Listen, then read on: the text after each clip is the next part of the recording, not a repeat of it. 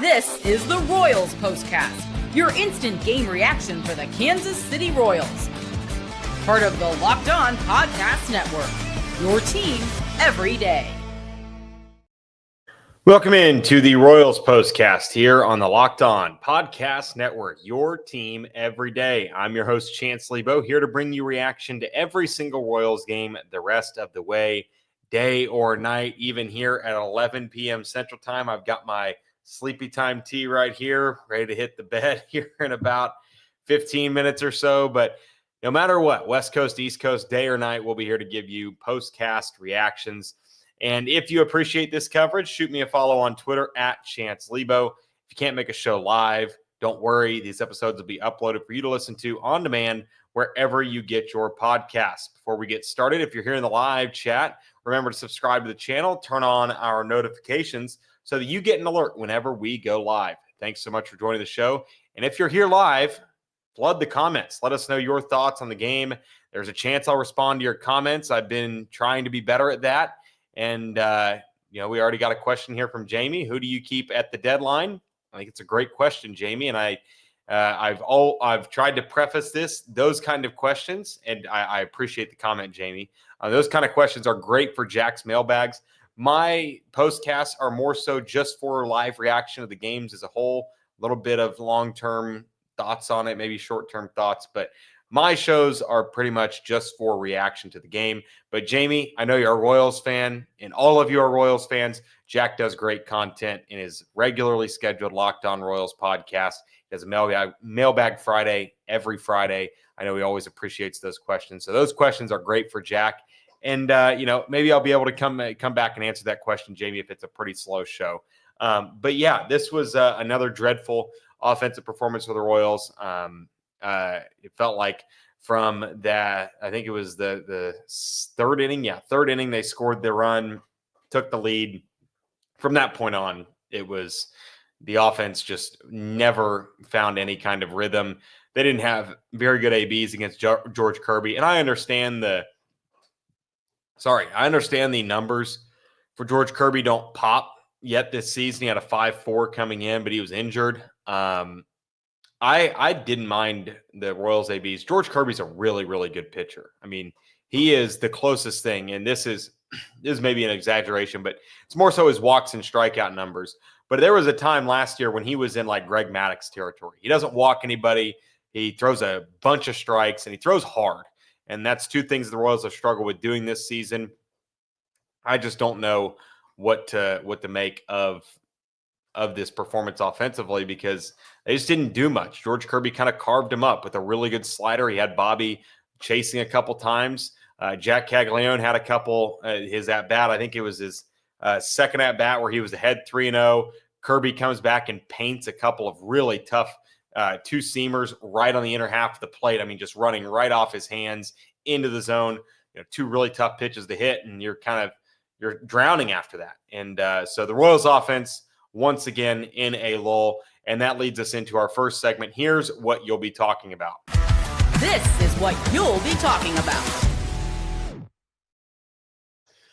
Just another really putrid offensive performance. 4 hits, 5 base runners against this Mariners team, this Mariners pitching staff. And they only got 6 innings out of George Kirby.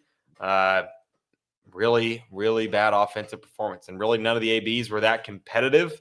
I really am getting tired of coming on here and seeing single-digit hits, even less than 5.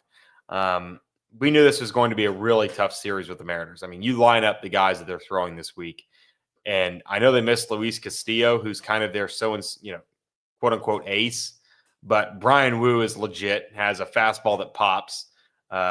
Logan Gilbert, same way, really good slider, and Emerson Hancock is a former first-round pick. That has got a ton of prospect pedigree coming up through that system. So the Royals are going to get some really tough pitching. And they did not barrel a whole lot of balls tonight. George Kirby was really good at picking apart different sides of the plate. I mean, his sinker-slider combo is vicious. I mean, it is like Brady Singer on steroids in terms of the movement, the command, and the velocity. He was really good tonight. I mean, just pinpoint command. He was hitting spots all night long. That was his best outing of the season, and it comes at a time where the Royals were needing some life. I said yesterday I would be shocked if Alex Zumwalt was still the hitting coach. I am honestly, what you'll be talking about is the fact that they didn't do jack. They didn't do anything after this homestand. And I'm honestly like, I can feel my blood pressure rising right now after they didn't do anything after this homestand to change this offense. I mean, not even a lineup change, didn't adjust the hitting coach, didn't send anybody down, bring anybody up. I mean, you would have thought that they split the homestand 3 for 3. But instead they go 1-5 with one hit with runners in scoring position against the Rays. I know they played a little bit better against the Dodgers, but still issues arise. I don't even know what to say anymore. It's getting to be ridiculous. Like at some point, changes have to be made. And maybe at some point they'll say, hey, we're heading into the All-Star break. We'll make changes then. But I just don't know what the plan is. I don't understand what the plan is for this team going into this next stretch of games. They're on a West Coast road trip against teams that are fighting for their lives in their respective wild card races. You look at the American League wild card race, the Royals are in 7th. Or no, they're not even in 7th. They're in like 8th. So the Royals aren't even sniffing a wild card spot. They got many teams to overcome, all teams that I think have better rosters top to bottom than the Royals, and they aren't doing anything. And I think that maybe they are waiting for the All-Star break so they can, really overhaul it a little bit. But man, I just don't know how you do what you did last week at the K and you sit on your hands and do nothing. I mean, I was filling in for a couple of our shows today on ESPN Wichita, and I went back and looked. The Royals have used they have used the second fewest batters this season. They have not been like rotating guys in and out. They've used 39 total batters this season. That's nothing. They've not been very transactional, and they continue to not be. So I don't know what the next step is. I don't know what their plan is. Like most of the time, I was at least able to understand. Here's the plan. Here's the outlook. But I just don't understand. I mean, I don't get it. I don't get it how you can't make any changes after that series. And I think that's what I'll be talking about tomorrow when I have to host the Pulse on ESPN Wichita.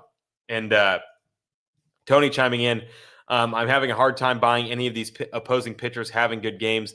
This team makes every pitcher look good. Well, George Kirby's really good. He's had a rough start to the season because he's injured. I understand the frustration. George Kirby's a good pitcher. Now, the Royals are getting a freaking loaded pitching staff for the Mariners, who are one of the best starting pitching staffs in baseball. So I understand the frustration, Tony. I'm in the same boat. But I don't think that they were going to hit George Kirby tonight. That was not going to happen. But, man, they didn't look like they understood what was coming at all. The offense continues to be dreadful. But, yeah, this is getting to be ridiculous that we're coming on these postcasts every time and talking about this again. Parker says this drought is not Jack's fault. It's everyone's. Agreed. There's 9 guys in that lineup. And honestly, the 3 guys under Jack, I get it. Rave had a hit and Isbell had a hit, but Rave had an infield hit and Isbell, his hit was pretty relatively unimpressive. The bottom 3 in the lineup continues to be a hole. Drew Waters stinks. It's the Drew Waters experiment is over. Yeah, I don't know. Geomaster says, how do you feel on India? And then Buccaneer Bruce says, believe Jonathan India is a very real problem in the locker room. I mean, I don't understand that. I don't know if we have any sources or anything, but I mean, I don't know if I'd say he's a problem in the locker room. He seems to be well liked, but he's been part of winning baseball in the past. And I like Jonathan India. He's not a guy like if you cut bait with Jonathan India, who are you replacing him with? Cam Devaney, who's going to hit 180 just like John Rave. Like, what are we doing here? I think that Jonathan India is just fine given the position he's in. He's got no protection in the lineup, never hits with runners on base, always leading off innings. I like Jonathan India. I'll die on the hill that Jonathan India is a valuable piece of this Royals team. But I will agree that he's been fairly fairly disappointing. Tony Atkins says, is there an advanced scouting problem as well?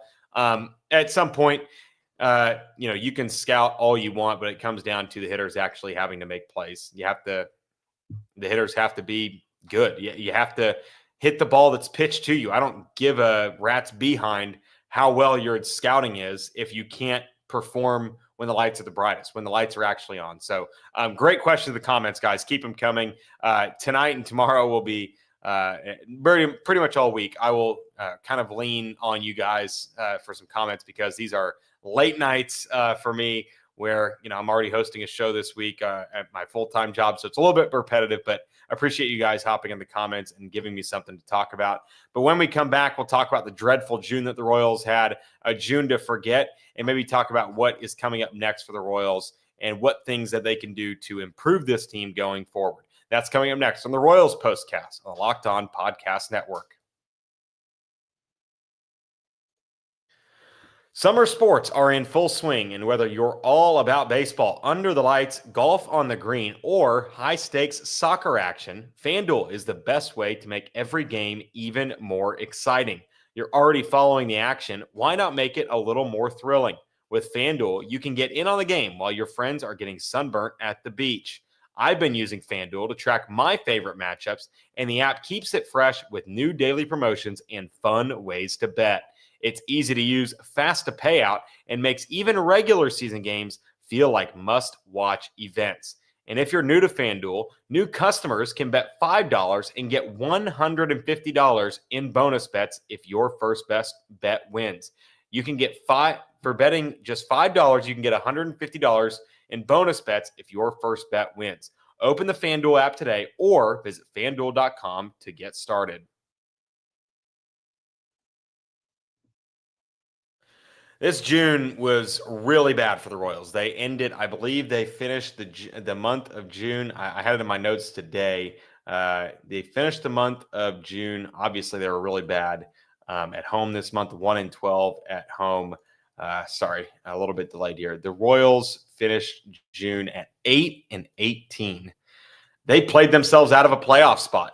They got a ton of teams to overcome that I don't think they'll be able to. So I think they are very much selling. I said it after yesterday's game. That was the end. I just don't know what the answer is going forward. I think that it's a good thing the month of June is over. Maybe they'll be able to turn it around. But this is the worst month from a potentially competitive Royals team we've seen since August of 2017. And they just flat out sucked this month. At the plate, I was doing some research today in preparation for this show and my other show, but the Royals as a team lead Major League Baseball in fly ball rate, so hitting more balls in the air than anybody else in baseball. They also lead the league in the amount of those fly balls that are hit that are infield pop-ups. They don't get the ball out of the infield. They haven't all season. This is in Major League Baseball in 2025, it is a true three-outcome sport.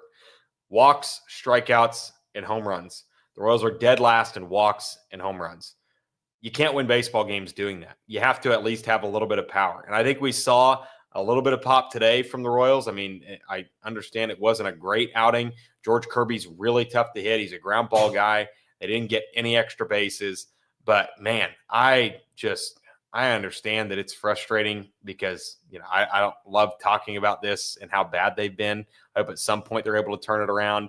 But man, this has been really bad recently. Somebody brings up some free agents they should take a look at. None of those guys are really helping this team. They'd be better than our current outfield options. I mean, at what point does it even matter?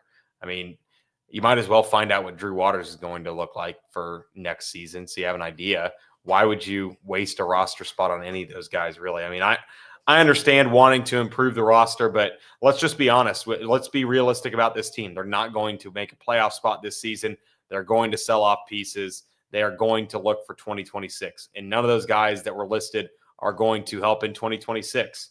But this is a team that is probably going to look to move off of some of their arms. I talked about it yesterday. I don't think anybody on that pitching staff other than Cole Reagans and Noah Cameron and Lucas Ursig should be off limits. That's kind of my thought.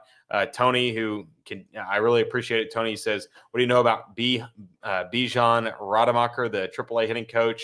Honestly, nothing. I don't really know too much about him. I couldn't speak on him, but I think that there needs to be a true overhaul of organizational philosophy at the plate. And I think that honestly, that comes with promoting Keone Duren potentially to full-time hitting coach.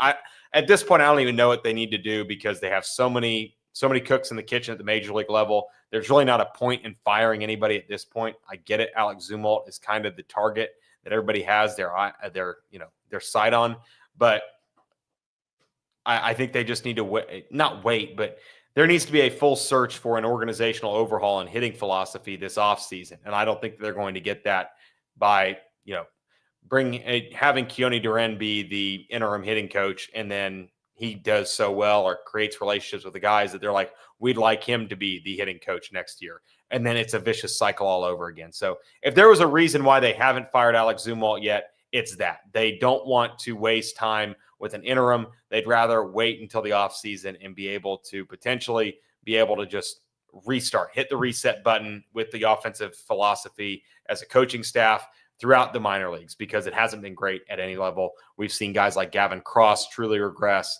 A ton of guys just have not developed as batters. And I think that's a indictment on, I don't know if I'd say the organization, but I mean, there's obviously some trends that are not good right now. So I understand the frustration because I have to do this, and it's not fun to come on here and, throw up the white flag every single night. But yeah, this has been really tough for the Royals. I understand that there's a lot of games left to be played, but they're halfway through the season and they are now 39-46. They're 7 games under 500. They're not making it out of that hole unless they make some serious changes, which I don't see on the horizon. So hopefully at some point they're able to win a game in this Seattle series to give us some, late night juju to talk about. But for now, I am going to hit my sleepy time tea and my baseball mug, because I'm ready to go to bed. And I know some of you are too. I appreciate you guys for tuning in this late night. We'll be back again tomorrow, similar time. Hopefully the Royals are able to win. We'll be back doing this again tomorrow, Wednesday, and then Thursday it's a 9:10 first pitch time. So it's going to be even worse. So I appreciate you guys for tuning in live. If you are not tuning in live, if you're listening to this after the fact, please come to the YouTube page, subscribe to the channel, like the video, and turn on notifications so that you know when we go live and when Jack posts a regularly scheduled Locked On Royals episode. Thank you guys for tuning in. We'll see you guys tomorrow. I'm Chance Liebau. This has been the Royals Postcast, part of the Locked On Podcast Network.